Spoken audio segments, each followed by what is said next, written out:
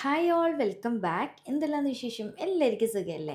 അപ്പോൾ ഇന്നത്തേത് നല്ല സിമ്പിളായിട്ട് നമ്മുടെ തലശ്ശേരി സ്റ്റൈൽ കുക്കർ ബീഫ് ബിരിയാണിയുടെ റെസിപ്പിയാണ് കാണിക്കുന്നത്. നമുക്ക് നോമ്പിനാണേലും അല്ലെങ്കിൽ പെരുന്നാൾക്കൊക്കെ നല്ല സിമ്പിളായിട്ട് പെട്ടെന്ന് പരിപാടി കഴിച്ച് ബിരിയാണിയൊക്കെ ഉണ്ടാക്കണം എന്നുണ്ടെങ്കിൽ പ്രത്യേകിച്ചും ബാച്ചിലേഴ്സിനൊക്കെ നല്ല അടിപൊളിയായിട്ടുള്ള റെസിപ്പി തന്നെയാണ് കാണിക്കുന്നത്. അപ്പോൾ നമുക്ക് പെട്ടെന്ന് തന്നെ വീഡിയോയിലേക്ക് പോയാലോ? വീഡിയോയിലേക്ക് പോകുന്നതിന് മുന്നേ ആയിട്ട് നിങ്ങൾക്ക് ഈ ചാനൽ ഇഷ്ടപ്പെടുന്നുണ്ട് എന്നുണ്ടെങ്കിൽ പ്ലീസ് ഒന്ന് സബ്സ്ക്രൈബ് ചെയ്ത് സപ്പോർട്ട് ചെയ്യണേ. അപ്പോൾ നമ്മുടെ കുക്കർ ബിരിയാണി ഉണ്ടാക്കാൻ വേണ്ടിയിട്ട് ബീഫ് മസാല റെഡിയാക്കണം. അപ്പോൾ ഇതാ 1 കിലോ ബീഫാണ് ഞാൻ വാങ്ങിച്ചിട്ടുണ്ടായത്. നല്ലപോലെ ക്ലീൻ ചെയ്ത് വെള്ളമൊക്കെ ഊറ്റി വെച്ചതാണ് ഇത്. അപ്പോൾ മസാല ഉണ്ടാക്കുമ്പോൾ ബീഫ് എടുക്കുമ്പോൾ എപ്പോഴും എല്ലും നെയ്യും ഒക്കെ അടങ്ങിയിട്ടുള്ള എല്ലാ പീസസ് വരുന്ന ടൈപ്പില്ലേ, അങ്ങനത്തത് വാങ്ങിക്കുമ്പോൾ നല്ല ടേസ്റ്റ് ആയിരിക്കും കേട്ടോ. നമ്മുടെ മസാലയ്ക്ക് എല്ലോട് കൂടിയിട്ടുള്ള തന്നെ വാങ്ങിക്കാൻ നോക്കാം. അപ്പോൾ ഇത് ക്ലീൻ ചെയ്തതിന് ശേഷം അതവിടെ മാറ്റി വെക്കാം. ഇനിയിപ്പോൾ ഇതിലേക്ക് വേണ്ടുന്ന വെജ്ജീസ് എല്ലാം കട്ട് ചെയ്ത് വെച്ചിട്ടുണ്ട്. അപ്പോൾ ആദ്യം തന്നെ വേണ്ടത് 4 വലിയ സവാളയാണ്. അത്യാവശ്യം വലുതായതുകൊണ്ടാണ് 4 എടുത്തത്. ചെറുതാണെങ്കിൽ 5 എണ്ണം എടുക്കാം. നീളത്തിൽ ഇതുപോലെ നേരിയതായിട്ട് കട്ട് ചെയ്ത് മാറ്റി വെച്ചിട്ടുണ്ട്. പിന്നെ വേണ്ടത് ഇഞ്ചി, വെളുത്തുള്ളി, പച്ചമുളക് എല്ലാം കൂടി ചതച്ചിട്ടാണ് എടുത്ത് വെച്ചിട്ടുള്ളത്.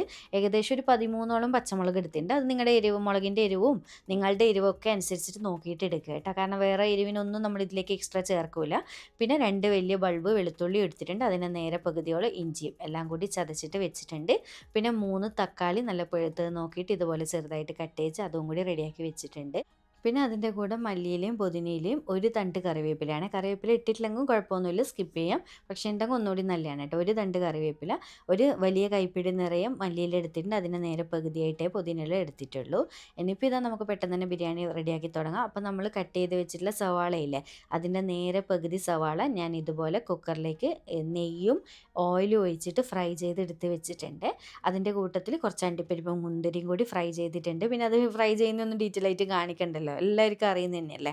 അതുകൊണ്ട് ഇനിയിപ്പോൾ ഇതാ ഈ ഒരു സെയിം കുക്കറിലേക്ക് തന്നെ ഇതിൽ നമ്മൾ ഓയിലും നെയ്യൊക്കെ ഒഴിച്ചിട്ടാണ് സവാള ഫ്രൈ ചെയ്തിട്ടുണ്ട്. അതുകൊണ്ട് തന്നെ എണ്ണ ഇതിൽ കുറച്ച് ബാക്കിയുണ്ടല്ലോ. ഇനി അതിലേക്ക് തന്നെ നമ്മൾ സവാള ഫ്രൈ ചെയ്തതിൻ്റെ ബാക്കി സവാളയില്ലേ, അത് മൊത്തത്തിൽ ഈ ഒരു സമയത്ത് ഇട്ട് കൊടുക്കുന്നുണ്ട്. ഇനിയിപ്പോൾ നമ്മൾ ചതച്ച് വെച്ചിട്ടുള്ള ഐറ്റംസ് മൊത്തത്തിലായിട്ട് ഇട്ട് കൊടുക്കുന്നുണ്ട്. അതിനുശേഷം കട്ടാക്കി വെച്ചിട്ടുള്ള തക്കാളി ഇട്ട് കൊടുക്കുന്നുണ്ട്. പിന്നെ ക്ലീൻ ചെയ്ത് വെച്ച ബീഫ് ഇട്ട് കൊടുക്കുക. അതിനുശേഷം മല്ലിയിലയും പുതിനയിലയൊക്കെ നമ്മൾ കട്ട് ചെയ്ത് വെച്ചല്ലോ, അതിൻ്റെ നേരെ പകുതിയോളം ഈ ഒരു സമയത്ത് ഇടുക കേട്ടോ. മുഴുവനായിട്ട് ഇടേണ്ട, ലാസ്റ്റ് ഇടാം. പിന്നെ നമുക്ക് പ്രത്യേകം ശ്രദ്ധിക്കാം, മഞ്ഞൾ വേണം. മഞ്ഞൾ ഇടുന്ന സമയത്ത് 1/4 ടീസ്പൂണിൽ കുറച്ച് കുറവായിട്ട് ഒരു 3-4 പിഞ്ച് മാത്രം മതി കേട്ടോ, ഒരുപാട് കൂടരുത്. കാരണം പിന്നെ കുക്കറിൽ വെക്കുന്നതായതുകൊണ്ട് തന്നെ ഇറച്ചിച്ചോറ് പോലെ ആവാൻ ചാൻസ് ഉണ്ട്, കളർ മൊത്തത്തിൽ മാറിപ്പോവും. അതൊന്ന് പ്രത്യേകം ശ്രദ്ധിക്കണേ. പിന്നെ പാകത്തിനുള്ള ഉപ്പ് ചേർക്കുന്നുണ്ട്. എല്ലാം കൂടി ചേർത്തിട്ട് നന്നായിട്ട് ഇതുപോലെ ഒന്ന് മിക്സാക്കി കൊടുക്കുക കേട്ടോ. നന്നായിട്ട് തന്നെ മിക്സ് ആവട്ടെ. അതുപോലെ തന്നെ നമ്മൾ ഇതിനു മുന്നേ ചിക്കൻ ബിരിയാണി ചെയ്ത സമയത്ത് മസാലയൊക്കെ സെപ്പറേറ്റ് വഴറ്റിയിട്ട് തന്നെയായിരുന്നല്ലോ ചെയ്തത് കുക്കറിൽ. പക്ഷേ ഇത് ബീഫ് ആയതുകൊണ്ടാണ് എല്ലാം കൂടി ഇതുപോലെ ഡയറക്റ്റ് ചെയ്യുന്നത്. അപ്പോൾ എല്ലാം കൂടി ബീഫിന് അത്യാവശ്യം വേവുണ്ടല്ലോ, ആ ഒരു സമയമാകുമ്പോൾക്ക് നന്നായിട്ട് മസാലയുടെ ആ ഒരു ടെക്സ്ചർ തന്നെ ആയി കിട്ടിക്കോളും. അങ്ങനെ ഇതെല്ലാം കൂടി നന്നായിട്ട് മിക്സാക്കിയതിന് ശേഷം കുക്കർ ഞാൻ അടച്ച് വെച്ച് കൊടുക്കുന്നുണ്ട്. ഏകദേശം ഒരു 75-80% മാത്രമാണ് ബീഫ് വേവാൻ പാടുള്ളൂ. ഒരുപാട് ഈ ഒരു സമയത്ത് വെന്തോടരുത് കേട്ടോ. അപ്പോൾ എനിക്കൊരു മീഡിയം ഫ്ലെയിമിൽ ഇട്ടിട്ട് 5 വിസിലാണ് വേണ്ടി വന്നത്. കാരണം ഓരോ ബീഫിനും വ്യത്യാസം ഉണ്ടാവും കേട്ടോ വേവ്. അപ്പോൾ നിങ്ങൾ വാങ്ങിക്കുന്നതിനനുസരിച്ച് നോക്കിയിട്ട് ചെയ്യണേ. അപ്പോൾ നമ്മുടെ ബീഫ് അവിടുന്ന് വേവുന്ന സമയം കൊണ്ട് നമുക്ക് അരിയൊക്കെ റെഡിയാക്കി വെക്കാം. അപ്പോൾ ഞാനിതാ ജീരകശാല അരി 4 കപ്പാണ് എടുത്തിട്ടുള്ളത്. അതായത് 800 ഗ്രാം അരി ഉണ്ടാവും കേട്ടോ. അറിയാലോ, നമ്മുടെ തലശ്ശേരി ബിരിയാണി വെക്കുന്ന അരിയാണ് എടുത്തിട്ടുണ്ടായത്. ഇനിയിപ്പോൾ ഇത് കുതിർത്ത് വെക്കേണ്ട ആവശ്യമൊന്നുമില്ല. നമ്മൾ അരി കുക്കറിലേക്ക് ഇടാൻ നേരത്ത് ജസ്റ്റ് നന്നായിട്ടൊന്ന് കഴുകിയെടുത്ത് വെള്ളം ഊറ്റിയെടുത്താൽ മാത്രം മതിയേ. അങ്ങനെ ഇത് ആ ഒരു സമയം കൊണ്ട് നമ്മുടെ ബീഫ് ഏകദേശം ഒരു 80%, 75-80% അടുത്തായിട്ട് വെന്തിട്ടുണ്ട്. ഇത്രയും മതി. ഇനിയും നമുക്ക് അരി വേവുന്ന സമയം കൊണ്ട് ബാക്കി വെന്തോളും കേട്ടോ. അപ്പോൾ ഇത് അത്യാവശ്യം നന്നായിട്ട് ഗ്രേവി ഇറങ്ങി വന്നിട്ടുണ്ട്. നമ്മളൊട്ടും തന്നെ വെള്ളമൊന്നും ഒഴിച്ചിട്ടില്ലല്ലോ, ഇത്രയും മതി. ഇനിയിപ്പോൾ ഇതിലേക്ക് എന്തൊക്കെ ചേർക്കണം എന്ന് ചോദിച്ചാൽ, നമ്മൾ നേരത്തെ ഫ്രൈ ചെയ്ത് വെച്ചിട്ടുള്ള സവാളയില്ലേ, അത് മൊത്തത്തിൽ ചേർക്കാതെ കുറച്ച് അവിടെ മാറ്റി വെക്കാം കേട്ടോ. നമുക്ക് ലാസ്റ്റ് ദം ചെയ്യുന്ന സമയത്ത് മുകളിലിടാൻ വേണ്ടിയിട്ട് ബാക്കി മൊത്തത്തിലായിട്ട് ഈ ഒരു സമയത്ത് ഇട്ട് കൊടുക്കുന്നുണ്ട്. ഇനിയിപ്പോൾ ഇതിലേക്ക് നമ്മൾ കട്ട് ചെയ്ത് വെച്ചിട്ടുള്ള മല്ലിയിലയും പുതിനയിലയൊക്കെ ഇല്ലേ, അതൊക്കെ കുറച്ചുകൂടി ചേർത്ത് കൊടുക്കാം. ബാക്കിയുള്ളത് മൊത്തത്തിലായിട്ട് ഈ ഒരു സമയത്ത് ചേർത്ത് കൊടുക്കാം. പിന്നെ വേണ്ടത് ചെറുനാരങ്ങ നീര്, പുളിക്ക് ആവശ്യമായിട്ടുള്ളത് ഒരു 1.5 മുറി ചെറുനാരങ്ങ നീര് ഞാൻ എടുത്തിട്ടുണ്ട്. ഓരോ ബീഫിൻ്റെ പുളി വ്യത്യാസം വരുമല്ലോ, അപ്പോൾ അത് നിങ്ങൾ നോക്കിയിട്ട് ചേർത്ത് കൊടുക്കുക. പിന്നെ ഏകദേശം 2-3 ടേബിൾ സ്പൂൺ തൈരാണ് വേണ്ടത്. നിങ്ങളുടെ തൈരിൻ്റെ പുളിക്ക് അനുസരിച്ച് വ്യത്യാസം വരും കേട്ടോ, കാരണം ഓൾറെഡി നമ്മൾ ചെറുനാരങ്ങ നീര് ചേർത്തിയല്ലേ. ഇനി ഇതാ ലാസ്റ്റ് 1 ടീസ്പൂൺ ഗരം മസാല പൊടിയാണ് നമ്മുടെ ഈ ഒരു ബിരിയാണിക്ക് ചേർക്കുന്നുള്ളൂ, വേറെ ഒരു പൊടികളും ചേർക്കുന്നില്ല. അപ്പോൾ ഗരം മസാലപ്പൊടി ഓരോ പൊടിയും വ്യത്യാസം ഉണ്ടാവുക, ഫ്ലേവർ ഓരോരുത്തർ പൊടിക്കുന്ന അതിനനുസരിച്ച് ഫ്ലേവർ നോക്കി നോക്കി ചേർത്ത് കൊടുക്കണേ. അപ്പോൾ ഞാനിപ്പോൾ 1 ടീസ്പൂൺ ചേർത്തിട്ടുണ്ട്. എന്നിട്ട് എല്ലാം കൂടി നന്നായിട്ട് അങ്ങ് മിക്സാക്കി കൊടുക്കുന്നുണ്ട്. ഉപ്പ് ചെക്ക് ചെയ്ത് നോക്കുക കേട്ടോ, ഉപ്പും പുളിയൊക്കെ വേണമെന്നുണ്ടെങ്കിൽ നോക്കിയിട്ട് ഇട്ട് കൊടുക്കാം. അങ്ങനെ എല്ലാം കൂടി ഇതാ മിക്സാക്കി വെച്ചതിന് ശേഷം ഇനിയിപ്പോൾ എൻ്റെ ഈ ഒരു കുക്കറിൽ നിങ്ങൾക്ക് കാണുമ്പോൾ മനസ്സിലാവും ഇതിൻ്റെ ഗ്രേവി ഏകദേശം ഒരു 2 കപ്പോളം ഉണ്ടാവും അളവ്. അപ്പോൾ അതിൻ്റെ ബാക്കി വേണം നമ്മളിതിലേക്ക് വെള്ളം ഒഴിക്കാൻ വേണ്ടിയിട്ട്. അതുകൊണ്ട് തന്നെ നമ്മൾ എന്ത് ചെയ്യണമെന്ന് വിചാരിച്ചാൽ ഇതുപോലെ അടുത്ത ബർണറിലായിട്ട് ഒരു പാത്രത്തിൽ വെള്ളം അളന്നൊഴിച്ച് കൊടുക്കുക. നമ്മുടെ റൈസ് 4 കപ്പല്ലേ എടുത്തത്. അപ്പോൾ 1.5 കപ്പ് എന്നുള്ള രീതിയിൽ ടോട്ടൽ 6 കപ്പ് വെള്ളം ടോട്ടൽ നമുക്ക് റൈസിന് വേണ്ടത്. അപ്പോൾ ഓൾറെഡി നമ്മുടെ ഗ്രേവിയിൽ 2 കപ്പ് ഉള്ളത് കൊണ്ട് തന്നെ ബാക്കി 4 കപ്പ് വെള്ളമാണ് ഞാൻ ഈ ഒരു പാത്രത്തിലേക്ക് ഒഴിച്ചിട്ടുണ്ടായത്. എന്നിട്ട് ഇതുപോലെ അരിക്ക്, അതായത് നമ്മുടെ ചോറിലേക്ക് എത്രത്തോളം ഉപ്പ് വേണോ അതും കൂടി ഈ ഒരു സമയത്ത് ഈ ഒരു വെള്ളത്തിലേക്ക് ഇട്ട് കൊടുക്കുക. അതായത് വെള്ളത്തിൽ കുറച്ച് മുന്നിൽ നിൽക്കുന്ന രീതിയിൽ ഉപ്പിട്ട് കൊടുക്കണേ. എന്നിട്ട് എല്ലാം കൂടി നന്നായിട്ട് മിക്സ് ആക്കിയിട്ട് ഇതാ ഈ ഒരു രീതിയിൽ നന്നായിട്ടൊന്ന് തിളച്ച് വരട്ടെ. നല്ലപോലെ തിളച്ചതിന് ശേഷം ഫ്ലെയിം ഓഫ് ചെയ്ത് കൊടുക്കാം.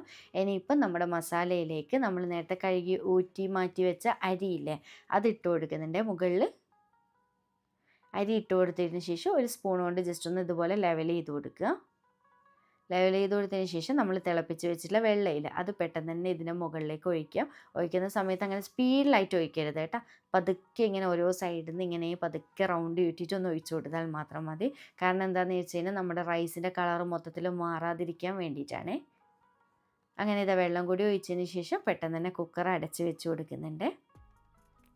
ഇനിയിപ്പോൾ 2 വിസിലാണ്. മീഡിയം ഫ്ലെയിമിലിട്ടിട്ട് 2 വിസിലടിഞ്ഞാൽ മതി. ആ ഒരു സമയം കൊണ്ട് നമ്മുടെ റൈസും വേവും. ബാക്കിയുള്ള 20% ബീഫില്ലേ അതും കൂടി വെന്ത് കിട്ടിക്കോളും. അപ്പോൾ 2 വിസിലടിഞ്ഞതിന് ശേഷം പ്രത്യേകം ശ്രദ്ധിക്കുക, ഫ്ലെയിം ഓഫ് ചെയ്തിട്ട് ഒരു 10-25 മിനിറ്റ്, നിങ്ങൾക്ക് സമയം ഉണ്ടെന്നുണ്ടെങ്കിൽ അരമണിക്കൂർ വെച്ചാലും കുഴപ്പമൊന്നുമില്ല കേട്ടോ. 25 മിനിറ്റോളം എന്തായാലും നിങ്ങൾ അനക്കാതെ വെക്കണേ. പ്രഷറൊന്നും പോക്കാനോ ഒന്നും പാടില്ല കേട്ടോ. അപ്പോൾ നമ്മുടെ റൈസ് കുക്കായിട്ട് കിട്ടില്ല. അങ്ങനെ ഇതാ നമ്മുടെ കുക്കർ ബിരിയാണി റെഡി ആയിട്ടുണ്ട്. നല്ലൊരു മണമൊക്കെ ഉണ്ട് കേട്ടോ. ഏകദേശം ഒരു അരമണിക്കൂർ കഴിഞ്ഞതിന് ശേഷമാണ് ഞാനിതിപ്പോൾ അടപ്പ് തുറക്കുന്നത്.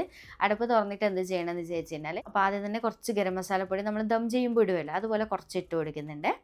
അതിൻ്റെ മുകളിലായിട്ട് നെയ്യ് ഇട്ട് കൊടുക്കുന്നത്. കാരണം നമ്മൾ ആദ്യം കുറച്ച് എണ്ണയിലേ ഒഴിച്ചുള്ളൂ. അപ്പോൾ ആ ഒരു എണ്ണയുടെ ആ ഒരു ഫ്ലേവറും കൂടി ഉണ്ടാകുമ്പോൾ നല്ല ടേസ്റ്റ് ആയിരിക്കുമല്ലോ ബിരിയാണിക്ക്. നെയ്യ് ഒഴിച്ച് കൊടുത്തിട്ട് അതിൻ്റെ മുകളിലായിട്ട് അണ്ടിപ്പരിപ്പും മുന്തിരിയും സവാളയൊക്കെ വറുത്തത് ഇട്ട് കൊടുക്കുക. പിന്നെ മല്ലിയിലും പുതിനയിലൊക്കെ ഇഷ്ടമുണ്ടെങ്കിൽ അതും കൂടി കുറച്ച് ഇട്ട് കൊടുക്കുക. നിർബന്ധമൊന്നും ഇല്ല കേട്ടോ കുക്കറിൽ ചെയ്യുന്ന സമയത്ത്. അതുപോലെ തന്നെ ഹോൾ സ്പൈസസ് ഇട്ടിട്ടില്ലെന്ന് നിങ്ങൾ ചിന്തിക്കുന്നുണ്ടാവും. ഹോൾ സ്പൈസസ് ഈ ഒരു കുക്കറിൽ ചെയ്യുന്ന സമയത്ത് നിർബന്ധമില്ല. വേണമെന്നുണ്ടെങ്കിൽ ഓരോന്ന് വെച്ചിട്ട് ഇട്ട് കൊടുത്താൽ മാത്രം മതി കേട്ടോ. നിർബന്ധമില്ല, അതിൻ്റെ ആവശ്യമില്ല. അങ്ങനെ എല്ലാതും ഇട്ട് കൊടുത്തതിന് ശേഷം ഒന്ന് മുകൾ ഭാഗം ചെറിയ രീതിയിലൊന്ന് ഇളക്കി ഇട്ട് കൊടുക്കുക കേട്ടോ. ഒരുപാട് ഇളക്കരുത്. ഒന്ന് മുകൾ ഭാഗം ആ ഒരു നെയ്യും എല്ലാം കൂടി ഒന്ന് റൈസിൻ്റെ അടിയിലും കൂടി എത്തിക്കിട്ടാൻ വേണ്ടിയിട്ടാണ്. ചെറുതായിട്ടൊന്ന് ഇതുപോലെ ഇളക്കിയിട്ട് ഒന്ന് മുകൾ ഭാഗം ടൈറ്റ് ചെയ്ത് വീണ്ടും കുക്കർ അടച്ച് വെച്ച് കൊടുക്കുക.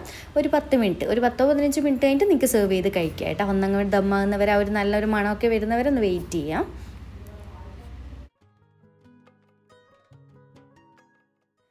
അങ്ങനെ ഇതാ നമ്മുടെ കുക്കർ ബിരിയാണി റെഡി ആയിട്ടുണ്ട്. ഇനി സെർവ് ചെയ്യാൻ പോവാണ്. ഞാൻ ഇത് അടപ്പ് തുറന്ന് ഒന്ന് മിക്സ് ചെയ്യുന്നുണ്ട്. മിക്സ് ചെയ്യുമ്പോൾ തന്നെ നിങ്ങൾക്ക് മനസ്സിലാവും റൈസൊക്കെ എത്രമാത്രം പെർഫെക്റ്റ് ആയിട്ട് കിട്ടിയിട്ടുണ്ട്. നന്നായിട്ട് വെന്തിട്ടുണ്ട് കേട്ടോ. ഒന്നും പരസ്പരം ഒട്ടിപ്പിടിക്കുന്ന പ്രശ്നമൊന്നുമില്ല. ഇതേ രീതിയിൽ ചെയ്താൽ മതിയേ. അങ്ങനെ ഇതാ ചൂടോടെ തന്നെ മസാലയും ചോറൊക്കെ സെപ്പറേറ്റ് സെർവ് ചെയ്ത് വെച്ചിട്ടുണ്ട്. നല്ല അടിപൊളിയായിട്ട് കിട്ടിയിട്ടുണ്ട് കേട്ടോ. അപ്പോൾ എന്തായാലും നോമ്പിനും പെരുന്നാൾക്കൊക്കെ എല്ലാവർക്കും യൂസ്ഫുൾ ആവുന്ന റെസിപ്പിയാണ്. അപ്പോൾ നമ്മുടെ ചാനലിൽ കുക്കർ ചിക്കൻ ബിരിയാണി വൈറലായ സമയത്ത് ഒരുപാട് പേര് റിക്വസ്റ്റ് ചെയ്തിട്ടുണ്ടായിരുന്നു കേട്ടോ ഇതിൻ്റെ വീഡിയോ. അപ്പോൾ വീഡിയോ ഇഷ്ടമായിട്ടുണ്ട് എന്നുണ്ടെങ്കിൽ ലൈക്ക് ചെയ്യാനും ചാനൽ സബ്സ്ക്രൈബ് ചെയ്യാനും മാക്സിമം ഒന്ന് ഷെയർ ചെയ്തെടുക്കാനും മറക്കല്ലേ. വീണ്ടും ഒരു അടിപൊളി വീഡിയോ ആയിട്ട് കാണാം. താങ്ക്